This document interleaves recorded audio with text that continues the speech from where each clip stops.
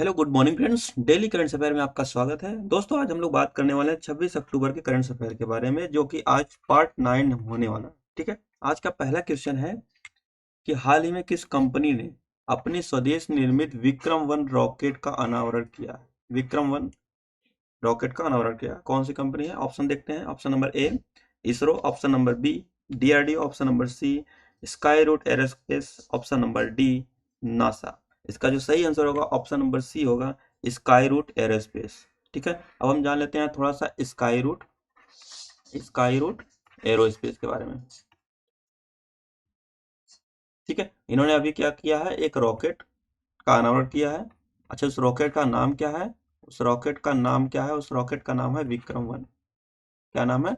विक्रम 1। बात करते हैं, ये तो अभी अनावरण हुआ है, अगर इसका लॉन्च कब होगा? ये लॉन्च 2024 में होगा। लॉन्च 2024 में होगा, ये आपको ध्यान रखना है। अगर हम बात करते हैं स्काई रूट की स्थापना की बात करते हैं तो ये 2018 में इसकी स्थापना हुई थी। अगर इसके हेडक्वार्टर की बात करते हैं तो हैदराबाद इसका हेडक्वार्टर है। कहाँ पर है?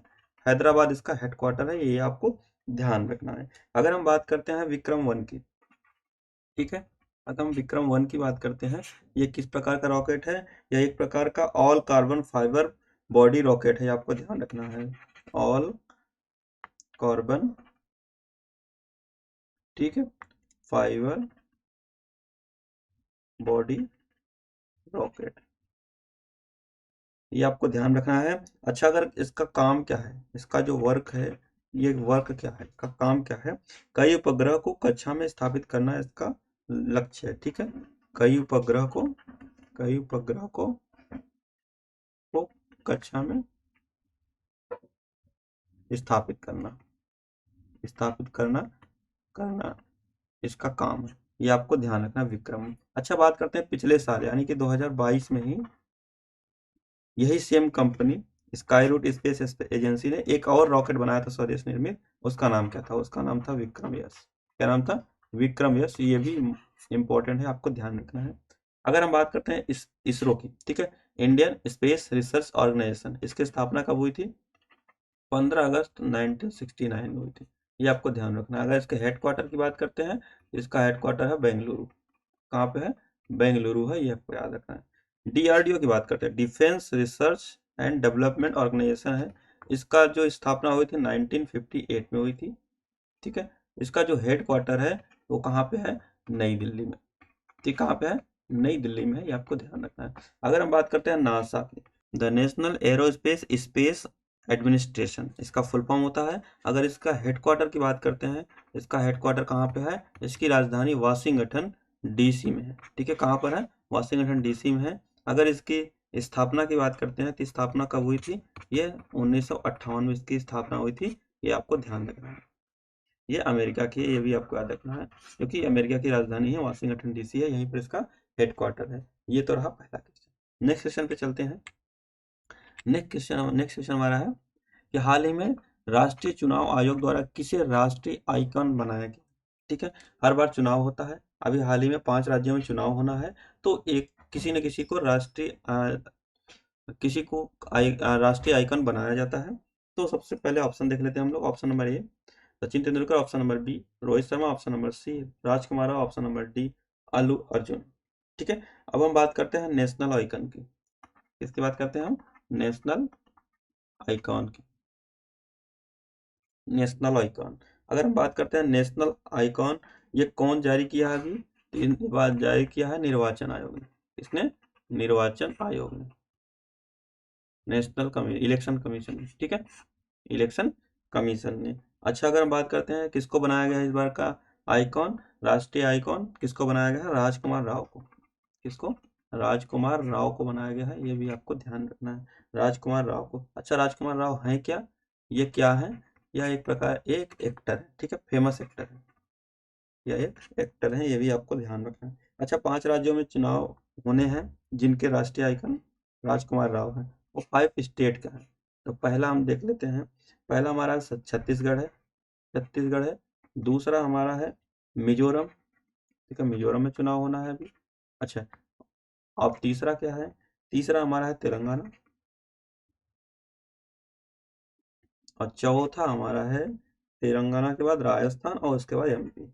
राजस्थान, उसके बाद क्या है एमपी, मध्य प्रदेश। ठीक है, इन 5 राज्यों में चुनाव होने हैं और इनके जो आइकॉन है ये राजकुमार राव है। अच्छा, इसी साल अभी इसके पहले किसको आइकॉन बनाया गया था? तो सचिन तेंदुलकर को बनाया गया। इसके पहले अभी अगस्त महीने में किसको बनाया था राष्ट्रीय आइकॉन? सचिन तेंदुलकर को बनाया गया था। ये भी आपको याद रखना है। अच्छा, इसका उद्देश्य क्या होता है? बनाने का उद्देश्य होता क्या है? उद्देश्य ये होता है सबसे पहले तो निर्वाचन के बारे में, वोटिंग के बारे में जागरूकता। ठीक है, वोटिंग के बारे में जागरूकता फैलाना। ठीक है, कि हमारा अधिकार है, हम जागरूकता। ठीक है, हमारा अधिकार है कि हमें वोट देना चाहिए, अपने मन से हम किसी को भी वोट दे सकते हैं। दूसरा इसका उद्देश्य है, दूसरा यह है ज्यादा से ज्यादा मात्रा में वोट लोग दें, ज्यादा से ज्यादा लोग वोटिंग करें, ये भी है इसका उद्देश्य। ठीक है, ये तो रहा एजुकेशन। ठीक है, अब हम बात करते हैं नेशनल कमीशन की, इलेक्शन कमीशन। अब हम बात करते हैं इलेक्शन कमीशन ऑफ इंडिया की। किसकी? इलेक्शन कमीशन ऑफ इंडिया की। अब इनकी बात करते हैं तो इनका गठन कब हुआ था? इनका गठन कब हुआ था? इनका गठन कब हुआ था, स्थापना कब हुई थी? 25 जनवरी को, 25 जनवरी 1950 को हुआ था। और 25 जनवरी को हम लोग क्या मनाते हैं? Voters day. ठीक है, नेशनल वोटर्स डे मनाते हैं, ये भी आपको याद रखना। वोटर्स डे 25 जनवरी। अगर हम बात करते हैं तो ये कैसा आयोग है? तो कैसा आयोग है? ये संवैधानिक आयोग है। कैसा है? संवैधानिक आयोग है, ये भी आपको याद रखना है। यह एक संवैधानिक आयोग है। अगर हम बात करते हैं कि किस भाग में है, तो भाग की बात करते हैं तो भाग 15 में है। ठीक है, भाग 15 में 324 से लेकर 329 तक निर्वाचन के बारे में संविधान में उल्लेखित है, ये आपको ध्यान रखना है। ठीक है, अच्छा, अगर बात करते हैं नेशनल कमीशन की, तो नेशनल कमीशन जैसे क्या होता है? प्रेसिडेंट का चुनाव, ठीक है, वाइस प्रेसिडेंट का चुनाव, लोकसभा, राज्यसभा और विधानसभा, ये सभी का, उसके बाद किसी भी इससे रिलेटेड जो भी चुनाव होते हैं, ये चुनाव कौन कराती है? National commission, election commission of India, मतलब निर्वाचन आयोग, राष्ट्रीय निर्वाचन आयोग। ठीक है, ये राजकुमार राव हो गए। और रोहित शर्मा की अगर हम बात करते हैं, तो रोहित शर्मा सबसे ज्यादा 7 शतक लगा दिए हैं। ठीक है, 7 शतक लगाने वाले ये विश्व के नंबर 1 खिलाड़ी हो गए हैं। किसमें? वर्ल्ड कप में। ठीक है, इन्होंने 3 मैच खेले हैं और 3 वर्ल्ड कप खेले, 3 वर्ल्ड कप में 7 शतक लगाए हैं, आपको याद रखना है। अल्लू अर्जुन की बात करते हैं कि अभी इन्हें नेशनल फिल्म अवार्ड मिला है। ठीक है, national film award, film award मिला है, यह भी आपको याद रखना है। ठीक है, ये आपको याद रखना है। ठीक है, इसका सही आंसर क्या होगा? Option number C, Rajkumar Rao is the right answer. Next question की बात करते हैं। नेक्स्ट क्वेश्चन हमारा है कि हाल ही में किस भारतीय महिला क्रिकेट टीम का कोच किसे नियुक्त किया गया है? कौन कोच है इस समय भारतीय महिला का? तो देखते हैं, option number A Harmanpreet Kaur, option number B John Fosse, option number C Ramesh Powar, option number D Amol Muzumdar. ठीक है,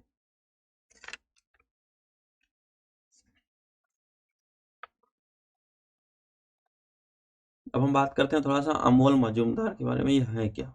ठीक है, अमोल मजूमदार अगर देखा जाए तो ये कहाँ है, क्या है? ये मुंबई के पूर्व क्रिकेट कप्तान है। ठीक है, मुंबई के पूर्व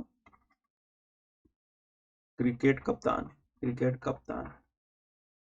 और बात करते हैं किसके द्वारा बनाए गए हैं ये किसके द्वारा बनाए गए हैं?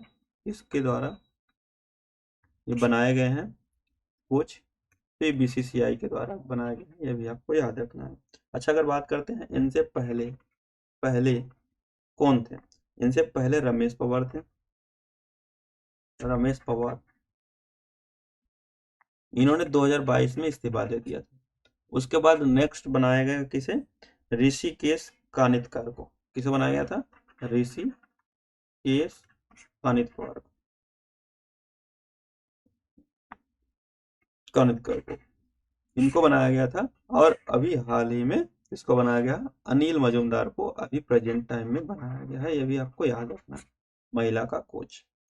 ठीक है। अगर हम बात करते हैं इंडियन वुमेन्स टीम का कैप्टन कौन है, इंडियन वुमेन्स टीम का कैप्टन कौन है, ये उनकी बात करते हैं कैप्टन की, तो इसमें हरमनप्रीत कौर, कौन है, हरमनप्रीत कौर, ये भी बात हो गई। अच्छा, अगर हम बात करते हैं इंडियंस जो मेन का कोच कौन है, ठीक है, मेन का कोच कौन है, अगर हम बात करते हैं इंडियन मेन कोच कौन है, मेन का कोच कौन है, अगर कोच कौन है तो ये राहुल द्रविड़ है, ये सबको बताना है, सब जानते हैं राहुल द्रविड़, राहुल द्रविड़ है, ये आपको ध्यान में रखना है। अच्छा, ठीक है, तो इसका सही आंसर क्या हो जाएगा, option number D, option number D. तो ये बीसीसीआई ने बनाया था, थोड़ा सा हम बीसीसीआई के बारे में भी जानेंगे। ठीक है, तो बीसीसीआई के बारे में हम लोग जानते हैं, बीसीसीआई की फुल फॉर्म क्या होती है, इसका फुल फॉर्म होता है board of control for cricket in India. ठीक है, board of control for cricket in India.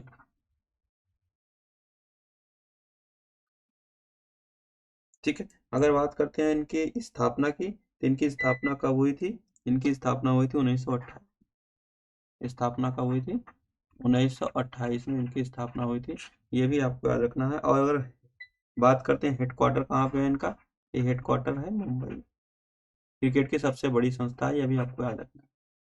ठीक है, और हेडक्वार्टर हो गया। अगर बात करते हैं हेड, तो हेड कौन है बीसीसीआई का, रोजर बिन्नी है, कौन है, रोजर बिन्नी है, ये भी आपको ध्यान रखना है। ठीक है, नेक्स्ट सेक्शन पे चलते हैं। नेक्स्ट सेक्शन हमारा है कि नमो सत्कारी महासम्मान निधि योजना किस राज्य से संबंधित है। ऑप्शन देखते हैं, option number A Maharashtra, option number B Uttar Pradesh, option number C Gujarat, option number D Rajasthan. ये इसका सही आंसर अगर देखा जाए तो इसका सही answer option number A Maharashtra में। हम बात करते हैं नमो शेतकारी महासम्मान। ठीक है, नमो शेतकारी महासम्मान की अगर बात करते हैं, ये स्टार्ट किसने किया है, ये सबसे पहले बात करते हैं कहाँ पर हुआ, कहाँ पर हुआ है, ये महाराष्ट्र में हुआ है। अच्छा, ये योजना स्टेट की है या सेंट्रल की, ये योजना है स्टेट गवर्नमेंट की। लेकिन अगर बात करते हैं किसने इसको स्टार्ट करवाया है, तो ये पीएम मोदी ने कराया है। किसने स्टार्ट कराया है, पीएम मोदी ने। पीएम मोदी से नाम लगता है, ऐसा लगता है कि ये सेंट्रल गवर्नमेंट की, लेकिन ये स्टेट गवर्नमेंट की योजना है। अच्छा, अगर हम बात करते हैं इसमें होगा क्या, आपने सुना होगा एक सेंट्रल गवर्नमेंट की एक योजना थी किसान सम्मान निधि योजना, सम्मान निधि योजना। इसमें किसानों को हर साल 6,000 की मदद दी जाती थी, 6,000 की मदद दी जाती है। सेम वही है नमो शेतकारी महासम्मान योजना, इसमें भी 6,000 रुपए मिलेगी। अगर आप बोलेंगे कि हम स्टेट का अलग और यहाँ का अलग से ले लाभ, तो ठीक है, तो आप ले सकते हैं, कोई दिक्कत नहीं है, दोनों जगह से आप मिलेंगे, मतलब आपका कम से कम 12,000 रुपये आपको मिल सकते हैं अगर आप ठीक तरीके से फॉर्म फिल किए हैं तो।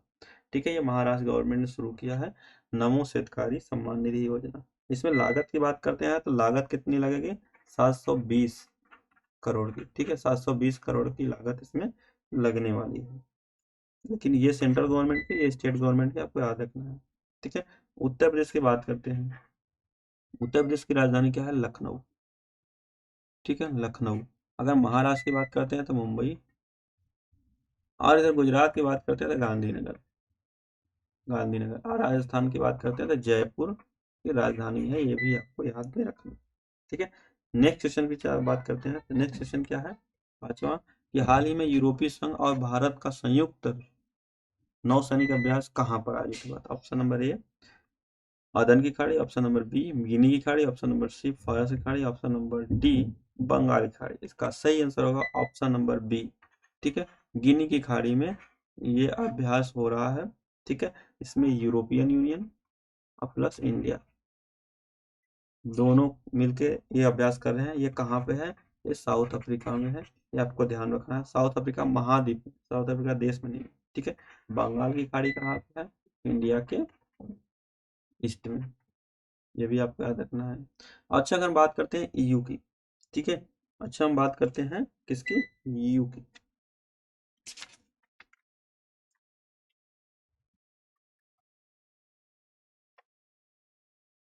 बात करते हैं, ये ये अभ्यास पहली बार हो रहा है, पहली बार हो रहा है ये अभ्यास कब हो रहा है, ये पहली बार हो रहा है ये अभ्यास। ये भी आपको याद रखना है। कहाँ पर हो रहा है, ये गिन्नी की खाड़ी में हो रहा है। कहाँ पे हो रहा है, गिन्नी की खाड़ी में हो रहा है। ये भी आपको ध्यान रखना है। अच्छा, अगर बात करते हैं इसमें कौन सा जहाज जा रही है, कौन सा जहाज अपना आगे जा रहा है, इसमें जा रहा है आईएनएस सुमेधा। कौन है, सुमेधा। आईएनएस सुमेधा यहाँ पे अपने जहाज जाने वाली है, ये आपको ध्यान रखना है। अच्छा, आईएनएस सुमेधा अभी कहीं और पे गया था, तो कहीं और पे गया था, कहाँ पे गया था, नेवडेक्स, नेवडेक्स और इंडेक्स में गया था, ठीक है, आईडेक्स और नोएडेक्स, नेवडेक्स एंड आईडेक्स। जो कहाँ हुई थी ये हुई थी यूएई में। कहाँ पर हुई थी, यूएई में हुई थी, ये भी आपको याद रखना है, ठीक है। अगर हम बात करते हैं ईयू की, ठीक है, अगर हम बात करें ईयू मतलब यूरोपियन यूनियन बोलते हैं, इसकी स्थापना कब हुई थी, इसकी स्थापना हुई थी 1957 में, ठीक है, 1957 में इसकी स्थापना हुई थी। और इसमें देश टोटल कितने हैं, टोटल 27 देश हैं। इसमें अभी ब्रिटेन निकल गया था, ठीक है, ब्रिटेन निकल गया था, तो ये क्या हो गया था, ब्रेक्जिट। तो क्या बोलते हैं, ब्रेक्जिट, ब्रेक्जिट बोला गया जब निकली तो। अभी 27 देश हैं इसमें, ये भी याद रखना है। और अगर हेड क्वार्टर की बात करते हैं तो ब्रुसेल्स है। कहाँ पे है, ब्रुसेल्स बेल्जियम में है। ब्रुसेल्स कहाँ पे है, बेल्जियम में है, ये भी आपको याद रखना है। अच्छा, अगर बात करते हैं इसकी करेंसी क्या है, इसकी करेंसी क्या है, इसकी करेंसी है यूरो। अच्छा, यूरो कितने कंट्री यूज करते हैं, 20 कंट्री। सबसे लास्ट जो कंट्री है वो कौन है, लास्ट कंट्री कौन है, क्रोएशिया। कौन है, क्रोएशिया है, आपको याद रखना है। क्रोएशिया है लास्ट कंट्री, आपको याद रखना है, ठीक है। अब हम थोड़ा सा देख लेते हैं कि कई देशों के साथ एक्सरसाइज होती हैं और उसका नाम क्या होता है, ठीक है, उसका नाम देख लेते हैं। तो सबसे पहला है डस्टलिक युद्ध अभ्यास किस देश के साथ होता है, डस्टलिक युद्ध अभ्यास किसके साथ होता है, भारत और उज्बेकिस्तान के साथ होता है। अगर बात करते हैं हैंड इन हैंड, ये भारत और चीन के साथ होता है। और नोमैडिक एलिफेंट की हम बात करते हैं, तो ये भारत और मंगोलिया के साथ होता है। एक्वेरियन की बात करते हैं तो भारत और मालदीव के साथ होता है। और समुद्र शक्ति की बात करते हैं तो भारत और इंडोनेशिया के साथ होता है। दोस्ती युद्ध अभ्यास की बात करते हैं तो भारत और मालदीव और श्रीलंका, ये 3 देश मिलकर यह युद्ध अभ्यास करते हैं, ये भी आपको याद, ठीक है। नेक्स्ट की बात कर लेते हैं थोड़ा सा। अगर बात करते हैं साइक्लोन वन, तो भारत और मिस्र के साथ होता है। बात करते हैं अल मोहम्मद अल हिंद की, तो ये भारत और सऊदी अरब के साथ एक्सरसाइज होती है। नसीम अल वह, भारत और ओमान के साथ एक्सरसाइज होती है। अब बात करते हैं बालिकतन, ठीक है, बालिकतन 2022 अमेरिका और फिलीपींस के साथ होती है। ये महत्वपूर्ण एक्सरसाइज है, आपको याद रखना। नेक्स्ट सेशन पे चलते हैं। नेक्स्ट सेशन हमारा है कि हाल ही में अमेरिकी प्रतिनिधि, हाल ही में अमेरिकी प्रतिनिधि का सभा का अध्यक्ष किसे नियुक्त किया गया है, किसे चुना गया है, ये आपको बताना है। तो इसका option number A Carlos Alcaraz, option number B Michael Johnson, इसका option number C Michael Douglas, option number D Novak जोकोविच। तो अगर बात करते हैं अमेरिका की, तो भारत में अपने पार्लियामेंट को हम लोग क्या बोलते हैं, भारत में संसद बोलते हैं हम लोग, ठीक है, इंडिया में। वैसे ही हम अगर अमेरिका की बात करते हैं तो यूएसए में इसको क्या बोलते हैं, कांग्रेस बोलते हैं। अपने पार्लियामेंट को ये लोग क्या बोलते हैं, कांग्रेस बोलते हैं। कहाँ बोलते हैं, यूएसए में, ये आपको याद रखना है। अच्छा, अगर हम बात करते हैं भारत में 2 प्रकार की बॉडी होती है, कौन कौन होती है, एक राज्यसभा, एक होती है लोकसभा, यही होती है। यहाँ पर भी 2 होते हैं, एक होता है अपर हाउस, ठीक है, एक होता है लोअर हाउस। अगर हम बात करते हैं अपर हाउस को बोलते हैं हम लोग सीनेट, ठीक है, सीनेट बोलते हैं। और इसमें क्या बोलते हैं, प्रतिनिधि सभा बोलते हैं, प्रतिनिधि सभा बोलते हैं लोअर हाउस को, ये भी आपको याद रखना है। अच्छा, अभी इन्हीं के अध्यक्ष चुने गए हैं, प्रतिनिधि सभा चुने गए हैं, ये आपको याद रखना है। और कौन चुने गए हैं, माइकल जॉनसन, कौन चुने गए हैं, माइकल जॉनसन चुने गए हैं, आपको याद रखना है, जॉनसन चुने गए हैं, आपको याद रखना है, माइकल जॉनसन। अच्छा, ये बात करते हैं किस पार्टी से है, तो रिपब्लिक, ठीक है, रिपब्लिक पार्टी से है, ये आपको याद रखना है, ठीक है, अमेरिका के हैं, ये आपको याद रखना है। अच्छा, अगर हम बात करते हैं, स्पीकर की बात हुई है, तो फर्स्ट लोकसभा स्पीकर की अगर बात करते हैं तो कौन है इंडिया के? तो फर्स्ट लोकसभा स्पीकर कौन है? गणेश वासुदेव जीवी मावलंकर।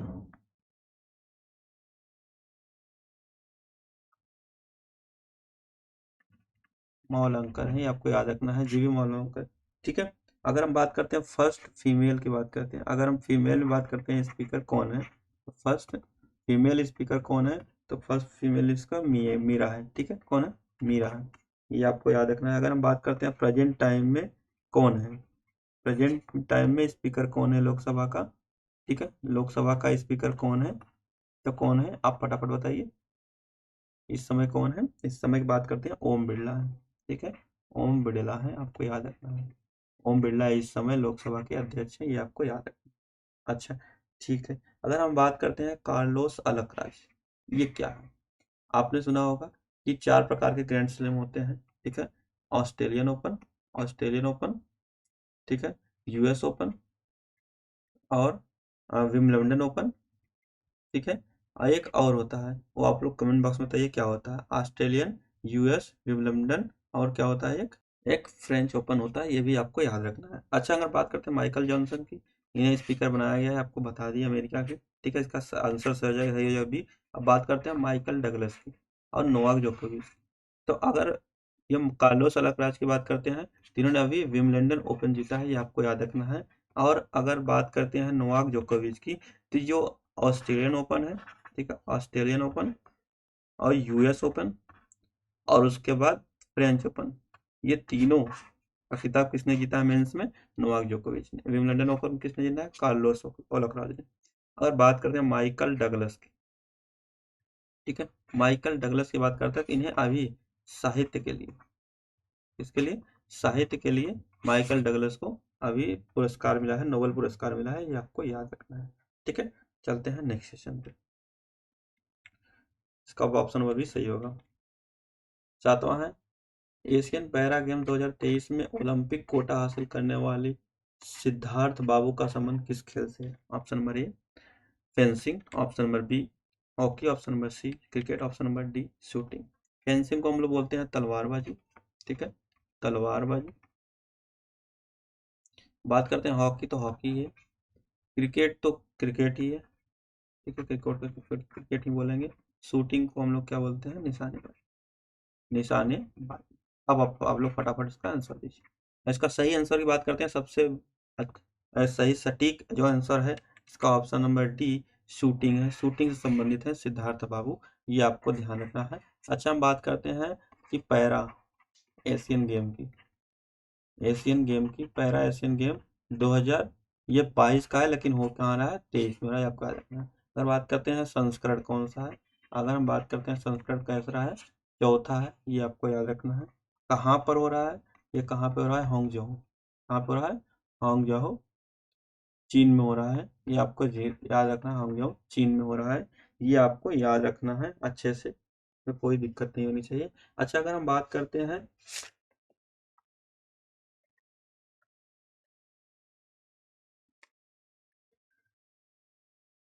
इसके पहले 2018 वाला कहाँ पे हुआ था? 2018 वाला कहाँ पे हुआ था? इंडोनेशिया में। ठीक है, इंडोनेशिया में कितने गोल्ड आए थे? टोटल कितने आए थे? तो इंडोनेशिया में टोटल 72 पदक आए। कितने पदक आए थे? इंडोनेशिया में टोटल 72 पदक आए थे, ये आपको याद रखना है। और इस बार इंडिया, मतलब 2022 वाला, ठीक है, 2022 वाला 23 में रहा है, अभी तक 82 मेडल जीत चुका, मतलब इसके रिकॉर्ड को ब्रेक कर दिया है। और लक्ष्य कितने का है? अब लक्ष्य 2 दिन और बचे हुए हैं, 100 तो हो ही जाएगा हमें लग रहा है। ठीक है, अगर बात करते हैं अभी तक कितने गोल्ड हैं, 15 इसमें गोल्ड है, ये भी आपको याद रखना है। ठीक है, अगर बात करते हैं इस बार का जो मैस्कोट है, ठीक है, शुभंकर, शुभंकर क्या है? इस बार का शुभंकर क्या है? इस बार का शुभंकर है फेई फी पक्षी। क्या है? फेई फी पक्षी, ये आपको याद रखना है, इस बार का शुभंकर है, इतना आपको अच्छे से याद रखना है। अच्छा, 2018 इंडोनेशिया में हुआ, 2022 वाला 2023 में हुआ है। ठीक है, कहाँ पे? चाइना में। अगर 2026 की बात करते हैं, ये कहाँ पे होगा? 2026 वाला कहाँ पे होगा? जापान में होगा। कहाँ पे होगा? जापान में होगा, ये आपको याद रखना है। अगर हम बात करते हैं एशियन गेम की बात कर लेते हैं। ठीक है, अभी एशियन गेम जहाँ पर होता है वहीं पर पैरा एशियन होता है। पैरा का मतलब है विकलांग। ठीक है, तो एशियन गेम का संस्करण कौन सा था? 19वां संस्करण था। इसमें रैंक क्या थी भारत की? इसमें भारत की रैंक थी फोर्थ। और पहले रैंक पे कौन था? फर्स्ट पे कौन था? चाइना था। ये भी आपको रखना। कितने मेडल जीते हैं? 107। 107 में गोल्ड कितने हैं? 28 गोल्ड है। ठीक है, 28 गोल्ड है। ये भी आपको अच्छे से याद रखना है। ठीक है, अच्छा, अगर हम बात करते हैं थोड़ा सा पैरा ओलंपिक में अभी तक टोटल 18 गोल्ड मेडल मिल चुके हैं। 15 नहीं, 18 गोल्ड मेडल मिल चुके हैं। उन सब के बारे में जानते हैं। Neeraj Yadav men's discus throw में गोल्ड मेडल जीते हैं। प्राची यादव वोमेन्स KL2 में इन्होंने गोल्ड जीता है, कोनाई में। ठीक है, ये क्या होता है? कोनाई क्या होता है? एक तरह का नाव चलाने वाला गेम होता है। ठीक है, एक होता है दीप्ति जीवनानी, इसने वोमेन्स 400 मीटर में गोल्ड मेडल जीता है। प्रवीण कुमार की बात करते हैं, इन्होंने तो मेंस हाई जंप में इन्होंने गोल्ड जीता है। और अवनी लखेरा मोस्ट इंपॉर्टेंट है, शूटिंग में इन्होंने गोल्ड मिला है, राइफल में। ठीक है, राइफल में मिला है इनको 10 मीटर एयर पिस्टल में गोल्ड मेडल मिला है। प्रणव शर्मा करके मेंस क्लब में इन्हें थ्रो गोल्ड मेडल मिला है।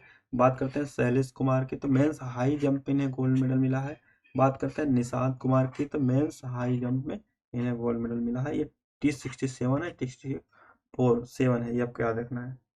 अगर बात करते हैं अंकुर धामा इस बार के पैरा एशियन में 2 गोल्ड मेडल जीते हैं, आपको याद रखना है। एक है 5000 मीटर है, एक है 1500। ठीक है, ये 1500 दोनों में गोल्ड मेडल जीते हैं, मतलब ये इनके नाम पे 2 गोल्ड हैं, ये आपको याद रखना है। नेक्स्ट बात करते हैं सिद्धार्थ बाबू, जो अभी हमने बताया शूटिंग से संबंधित है। इन्होंने मिक्स में राइफल में गोल्ड जीता है, ये आपको याद रखना है। ठीक है, अगर बात करते हैं सचिन सरजे राव की, ठीक है, तो इन्होंने मेंस में शूट में इन्होंने गोल्ड मेडल जीता है। बात करते हैं शीतल देवी और राकेश कुमार ने मिक्स टीम कंपाउंड में आर्चरी में गोल्ड मेडल जीता है। अब बात करते हैं निमिषा सुरेश की, इन्होंने लॉन्ग जंप में जीता है गोल्ड मेडल। और रक्षिता राजू की बात करते हैं, इन्होंने गोल्ड मेडल जीता है 1500 मीटर में, ये आपको याद रखना है। सुमित की बात करते हैं, इन्होंने ये भी जेवलिन थ्रोअर है, ये मोस्ट इंपॉर्टेंट है, जेवलिन थ्रोअर है, इन्होंने गोल्ड मेडल जीता है। ठीक है, और सुंदर सिंह गुर्जर, ठीक है, इन्होंने मेंस जेवलिन थ्रो में गोल्ड मेडल जीता है। और हनी की बात करते हैं, तो हनी ने इस बार मेंस जेवलिन थ्रो में गोल्ड मेडल जीता है, F37 और 38, ये आपको याद रखना है। ठीक है, ये टोटल 18 है। तो ये आपको पूरा याद रहेगा, तो समझ लो कि इस पैरा में कोई भी दिक्कत नहीं है। ऐसा हमने एशियन गेम से रिलेटेड वीडियो बनाया है। और अगर आपको इस सब की PDF चाहिए, तो PDF डिस्क्रिप्शन में लिंक, टेलीग्राम का लिंक पड़ा हुआ है, वहाँ से जाइए, आपको PDF मिल जाएगा। नेक्स्ट क्वेश्चन की बात करते हैं 8वां।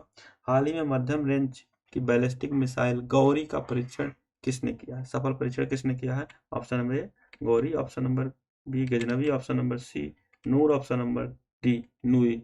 इसमें ऑप्शन थोड़ा सा गड़बड़ है ऑप्शन, क्योंकि सब मिसाइलों का नाम दे गया, देश का नाम देना चाहिए। इसका सही बात करते हैं, अगर हम मिसाइल जो है गौरी मिसाइल जो है गौरी मिसाइल किसने परीक्षण किया? पाकिस्तान ने किया है, ये आपको याद रखना है। ये मध्यम दूरी की है, मध्यम दूरी की मिसाइल है, ये आपको याद रखना है। इसका अभी क्या हुआ है? सफल परीक्षण हुआ है, सफल परीक्षण पाकिस्तान ने किया है, ये भी आपको अच्छे से याद रखना है। सफल परीक्षण गौरी का इन्होंने किया है। अगर हम बात करते हैं इसकी रेंज क्या है, ठीक है, इसकी अगर रेंज की बात करते हैं, तो 1300 से 1500 किलोमीटर है, या वही आपको याद रखना है। अच्छा, अगर हम बात करते हैं कि पाकिस्तान के कुछ मिसाइलों के बारे में, हम बात करें अबाबिल पाकिस्तान की है। और बात करते हैं हम लोग गजनवी, पाकिस्तान की है। और बात करते हैं हम लोग गौरी, गौरी तो अभी लॉन्च हुआ। और बात करते हैं शाहीन, ये सभी मिसाइलें कहाँ की हैं? पाकिस्तान की हैं। ठीक है, मिसाइलें कहाँ की हैं? पाकिस्तान की हैं। अगर हम बात करते हैं खैबर फतेह, और बात करते हैं खैबर हो गया, फतेह हो गया, नूर हो गया, ठीक है, ये तीनों मिसाइलें कहाँ की हैं? ये तीनों मिसाइलें ईरान की हैं, ये भी आपको अच्छे से याद रखना है, ईरान की है। अच्छा, अगर हम बात करते हैं नूर तो हो गया, नूरी कहाँ का? नूरी कहाँ का बताइए, पता है? नूरी कहाँ का? जिरकौन कहाँ का? जिरकॉन कहाँ का? अच्छा, नूरी की अगर हम बात करते हैं तो नूरी साउथ कोरिया का। कहाँ का है? साउथ कोरिया का है, ये आपको याद रखना है। जिरकॉन की बात करते हैं तो ये रसिया का, रसिया का है। ठीक है। अच्छा, हम बात करते हैं तो आयरन डोम सिस्टम, आयरन डोम सिस्टम ये कहाँ का है? डिफेंस सिस्टम, डिफेंस सिस्टम ये कहाँ का है? इजराइल का। ठीक है, इजराइल का है आयरन डोम सिस्टम। अच्छा, आयरन बीम सिस्टम किसका है? आयरन बीम डिफेंस सिस्टम ये कहाँ का है? ये भी इजराइल का है। ये आपको याद रखना है, ये सब मोस्ट इंपॉर्टेंट है, ये आपको याद रखना है। इसका सही आंसर होगा ऑप्शन नंबर ए, गौरी। ठीक है, गौरी इसका सही आंसर होगा। ठीक है, तो दोस्तों आज के लिए इतना ही। आपको ये वीडियो कैसी लगी? वीडियो अच्छी लगी तो वीडियो को लाइक शेयर सब्सक्राइब करना ना भूलें। मिलते हैं नेक्स्ट वीडियो में, तब तक के लिए जय हिंद, जय भारत।